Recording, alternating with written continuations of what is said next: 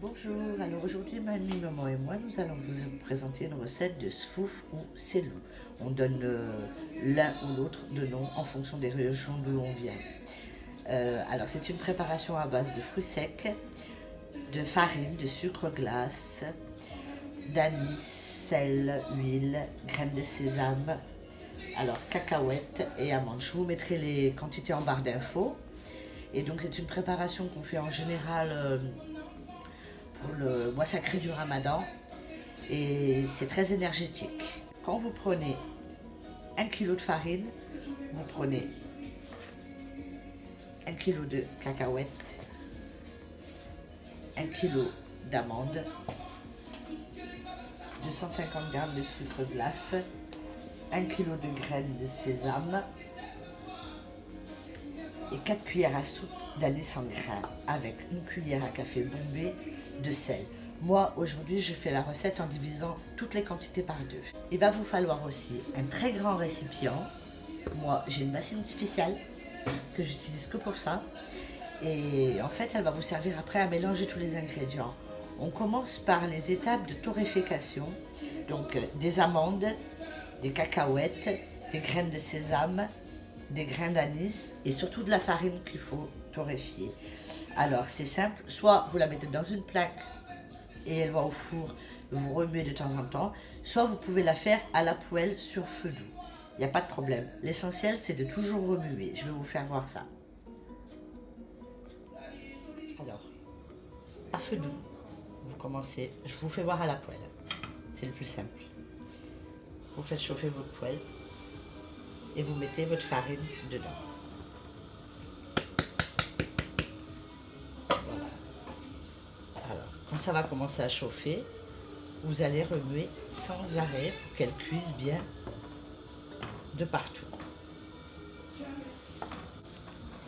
La farine doit torréfier toute la farine.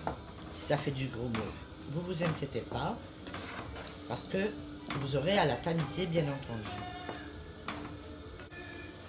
Si vous optez pour le four, c'est pareil. Il va falloir la remuer de temps en temps. Donc c'est pour ça que moi je fais à la poêle, c'est vachement plus pratique.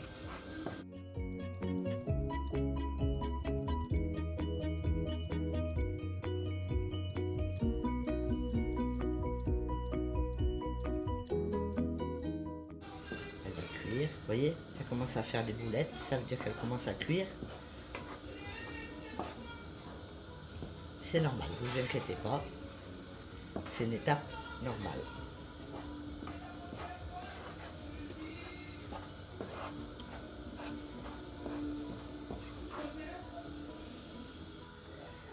Alors voilà, votre farine, elle commence à prendre de la couleur. À ce moment-là, vous baissez le feu. Sinon, elle va griller.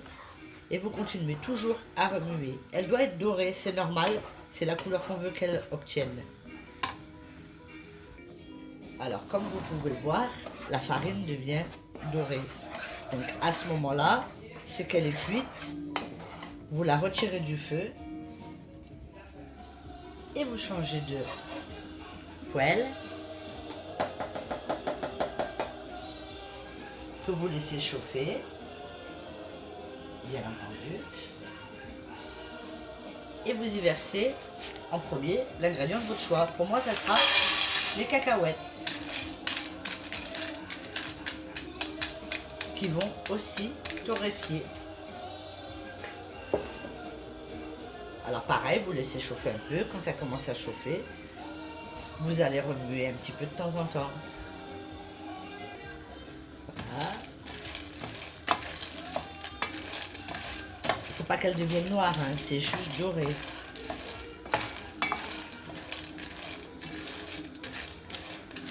C'est un peu long, c'est vrai, j'avoue. Mais c'est tellement bon. Alors vous voyez, elle commence à prendre de la couleur, on tourne. Et on tourne et on tourne. Et en fait voilà, c'est long, mais en vérité très très simple. C'est la torréfaction de chaque ingrédient qui fait que c'est très long. Après on va tous les moudre aussi par contre, donc ça sera une étape que je vous passerai parce qu'en fait moi je vais y moudre dans mon Fagor Connect en mode pulse. Alors, chaque ingrédient séparément.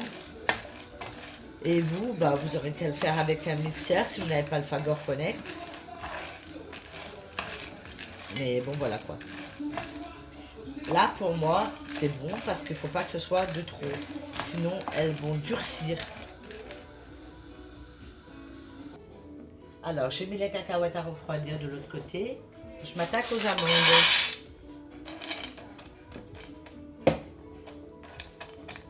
Et là, c'est pareil. C'est encore une même étape. Torréfier les amandes.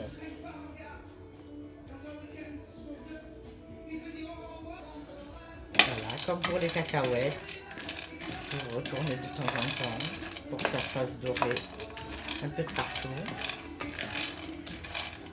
Alors, il y a des gens qui ne les font pas torréfier, hein, mais moi, je trouve que ça dégage plus de saveur après quand elles sont... Quand les cacahuètes et les amandes sont torréfiées. Par contre, la farine, c'est une étape obligatoire de la torréfier. Ça, on ne peut pas y échapper.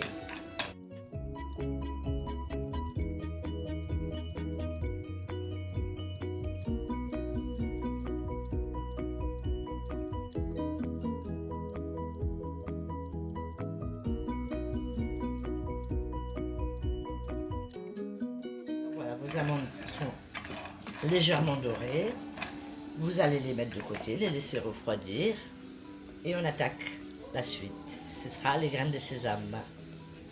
Alors, pendant que vos amandes refroidissent, vous allez verser les graines de sésame. Les graines de sésame, ça va très très vite. Donc, vous baissez le feu très très doux. La plaque est très chaude déjà. Et pareillement, il faudra remuer, remuer, remuer. Parce que là, les graines de sésame, c'est petit. Ça va très très vite.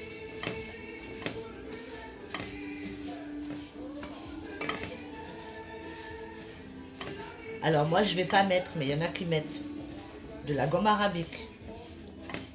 C'est une option. C'est pas tout le monde qui le fait.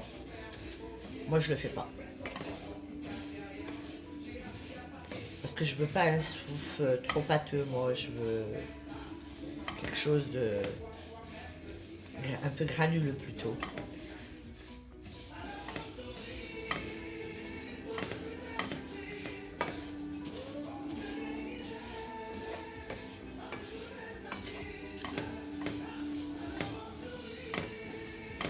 Il y en a aussi qui mettent 2 semaines du beurre de rance. Moi je ne mets pas. Et je remplace par l'huile parce que en fait il se conserve mieux. Il tournera moins vite puisqu'il va faire chaud. Et le mois de Ramadan, c'est 1 mois, c'est très long.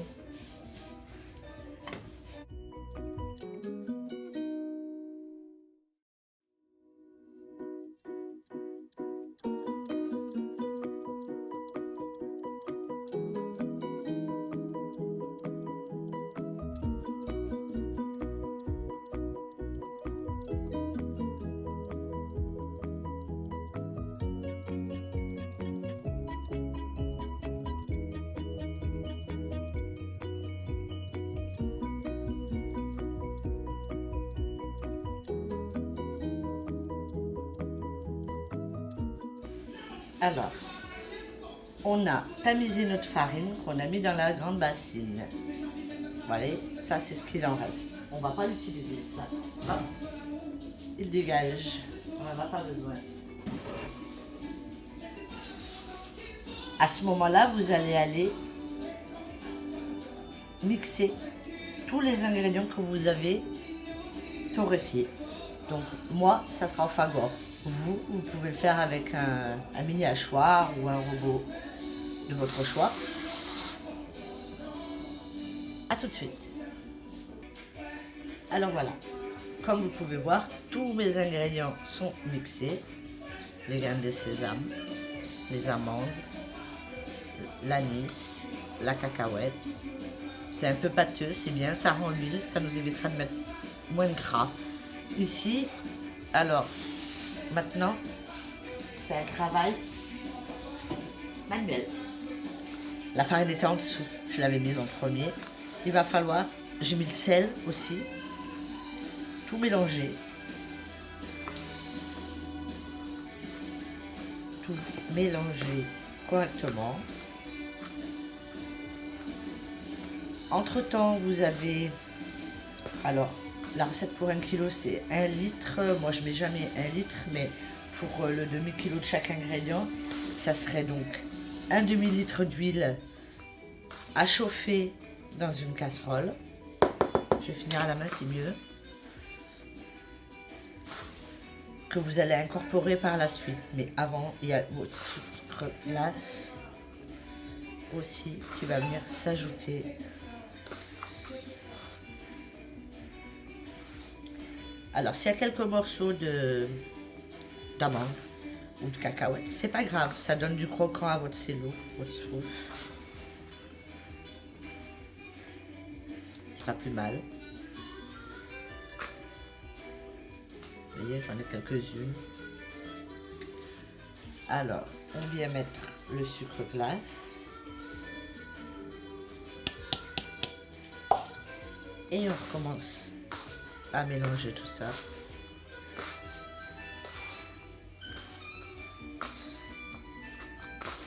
Pour que tous les ingrédients viennent se marier et que les saveurs se diffusent. Donc, voilà, on va laisser comme ça. Et on va venir rajouter l'huile. Alors, moi, ici, avant de mettre mon huile, je viens rajouter, c'est facultatif, c'est en fonction des goûts, une grosse cuillère à soupe, voire plus, j'aime, la cannelle. J'avais oublié de vous le dire au début, parce que c'est facultatif. Et voilà, le cello, c'est comme tout. Il y a des millions de recettes. Et chacun fait comme il aime. Il y en a qui mettent des noix, il y en a qui mettent pas de cacahuètes, qui mettent que les amandes. Enfin, voilà quoi. Alors, on va pas se cramer. Donc, parce que là déjà, le mélange déjà est bien chaud. On va venir rajouter doucement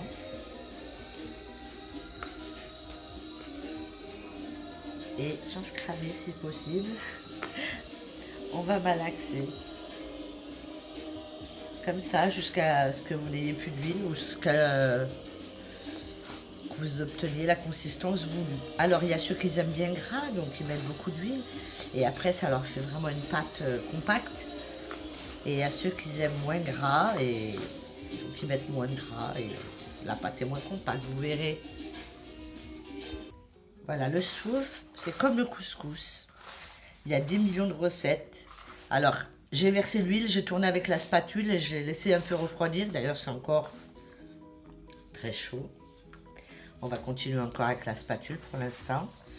Vous faites bien pénétrer dans les ingrédients toute votre huile.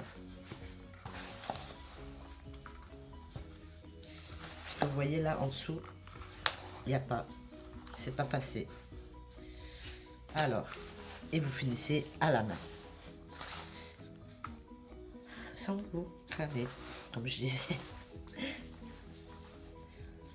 Là, vous allez encore chercher en dessous les ingrédients qui n'ont pas. Voilà, ainsi de suite, et ainsi de suite.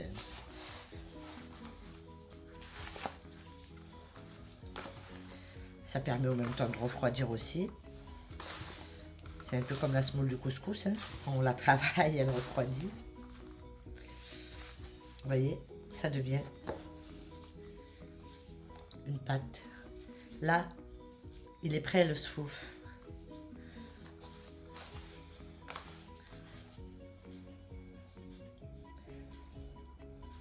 Alors voilà, le soufre ou cello est prêt.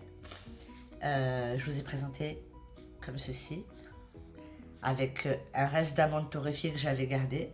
On le présente comme ceci sur une table pendant le mois de Ramadan. À bientôt!